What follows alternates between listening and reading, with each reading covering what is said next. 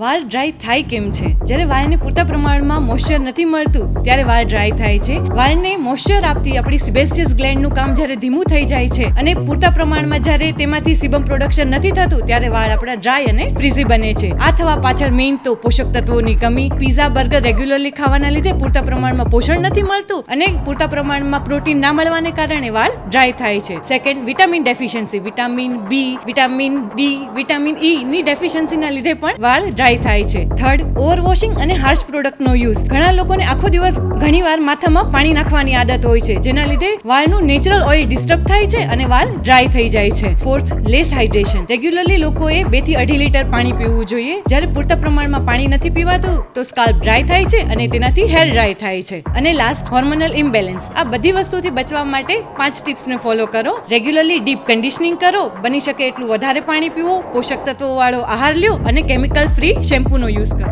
આવી વધુ માહિતી માટે અમારી ચેનલને લાઈક